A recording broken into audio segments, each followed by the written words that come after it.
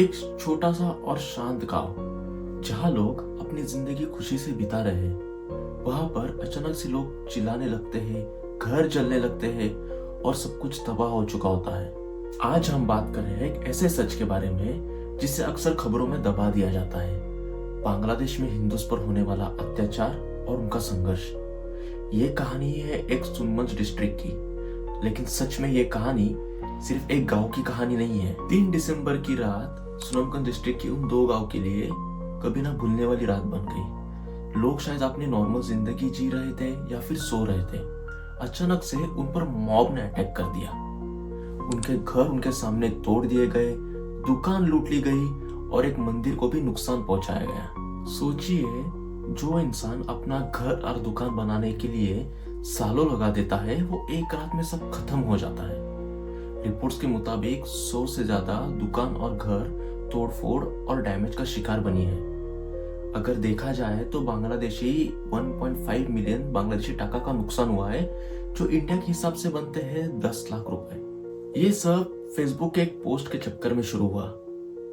एक 20 साल का लड़का आकाश दास, जिस पर ब्लास्फेमी का आरोप लगाया गया, लेकिन उसने क्या पोस्ट किया था यह अब तक क्लियर नहीं है, लेकिन उसको पुलिस ने अरेस्ट कर लिया गया था। लेकिन क्या ये अरेस्ट भी लोगों के गुस्से को रोक पाया? बिल्कुल नहीं। मॉब ने पूरे गांव को टारगेट किया और इनोसेंट लोगों को भी नुकसान पहुंचाया। ये सोचिए, एक लड़के के पोस्ट की वजह से एक पूरा समुदाय सजा भुगत रहा था। जो फैमिली सबसे ज्यादा सेफ अपने घर में महसूस करती है, वो एक रात में सब कुछ खो दिया। कुछ लोग तो गांव छोड़ के भी चले गए और गांव के रखवाले अपने घर के दरवाजे तोड़ते हुए देखे गए।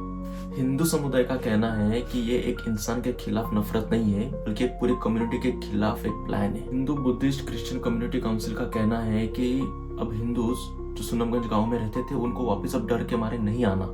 लेकिन ये कहानी यहाँ खत्म नहीं होती।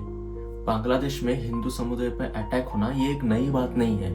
1979 में बांग्लादेश में हिंदू कम्युनिटी की पॉपुलेशन 20% थी, जो कि अब रह गई है सिर्फ 8%।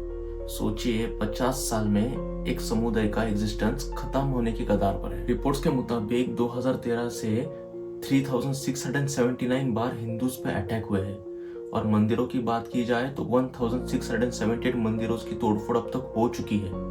ये जो सारे अटैक्स है, ये काफी ऑर्गेनाइज लगते हैं। हर पॉलिटिकल शिफ्ट के बाद कुछ हिंसा होती है। जैसे 2014 के इलेक्शन के बाद 761 मंदिर और 247 घर तोड़े गए। जो 2021 में दुर्गा पूजा के कई पंडाल पर अटैक्स किया गया और उनको तोड़ दिया गया। और जब शेख हसीना की सरकार गिरी, तो उसके बाद फिर से हिंदू लोगों को टारगेट करना शुरू कर दिया।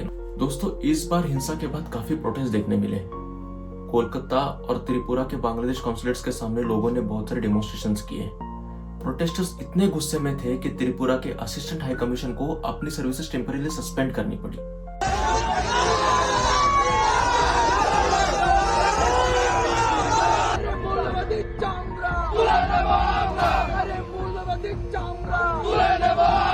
इंडिया के फॉरेन मिनिस्टर ने बांग्लादेश गवर्नमेंट से कहा कि माइनॉरिटीज की सुरक्षा उनका फर्ज है।